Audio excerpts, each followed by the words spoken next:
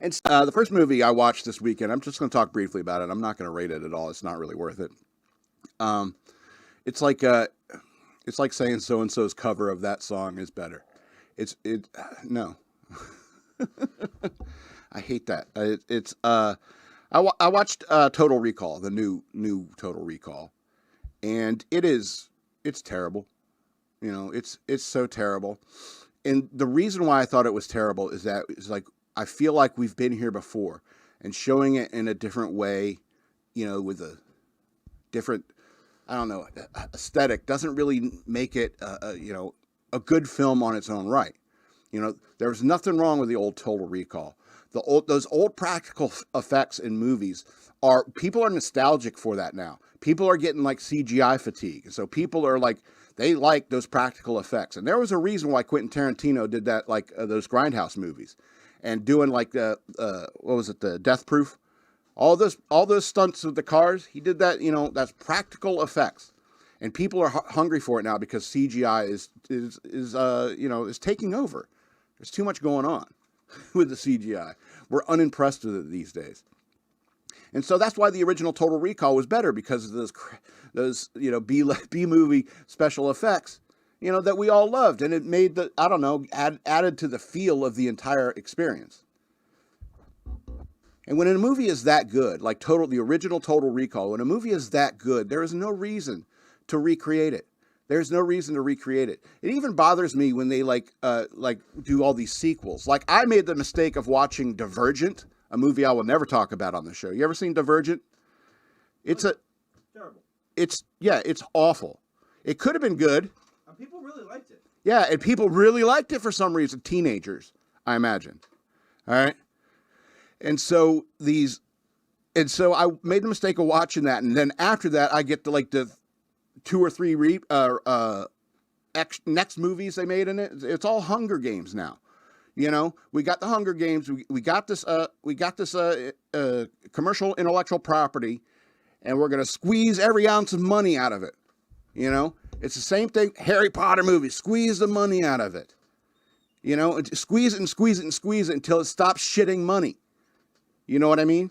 It's the same thing with the Star Wars movies. It's the same thing with the Marvel movies.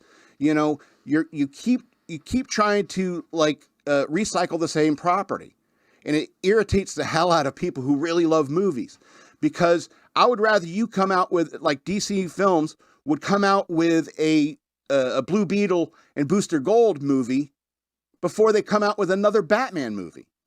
And you know what? They're always thinking of the next Batman movie. It's like there's so many other great characters and stories that you can work with when it comes to great films. And so when I think of people who are remaking films like Total Recall or Willy Wonka, RoboCop, I watched that again recently. That is also terrible. What's wrong with the originals? You keep squeezing money out of the franchise, and it makes the franchise disgusting and and fallow, I suppose is the word. Instead, come up with new stories, new characters, new Jack Burtons. You know, there doesn't necessarily need to be a series of Jack Burton films, even though I would like to see it. Even though I could make a prequel or a sequel to Jack Burton, just recast it, obviously. No offense, Kurt Russell. I know you're still around, but no offense. Big Trouble in West Philadelphia. Big Trouble in West Philadelphia. There you go. You got your ethnic right there. You pair him up with Will Smith. No, it is Will Smith. Except you pair him up with it. Anyway, that's EK with his ideas. He always derails me. They squeeze the franchise dry. They come up and they need to. I mean, are you having trouble coming up with new characters? You having trouble coming up with new scenarios?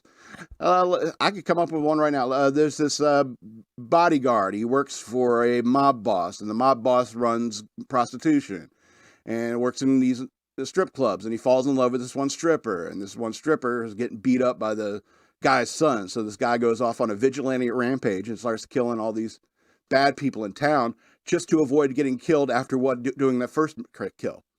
Next thing he knows, he's taking out all the crime in town. How about that? Sounds like John Wick, but the dog is his... Yeah. Here's the thing, though. It's like, that's what's wrong with movies. It's like, the guy's fighting for his dog. It can never be for the girl. He can't be saving a girl. He has to be saving a dog. All right? And they've taken all the masculinity. It was like, that's the thing. It's the knight on a horse with a sword and drawn, storming the castle to rescue the princess. It's Mario Brothers. It's what men are supposed to do as heroes, And it's the archetype, and you've changed it, and you mutilated it, and you wrung everything out, of the same intellectual property over and over and over again. Everything's got to tie into the other movies, and nothing can be its own independent story anymore. And so, the whole point, like, we don't see you doing this. The whole point of that is so they can point you to our series and say, all the questions that you saw in the films can be answered in the series if you just subscribe to our network for $29.95 a month.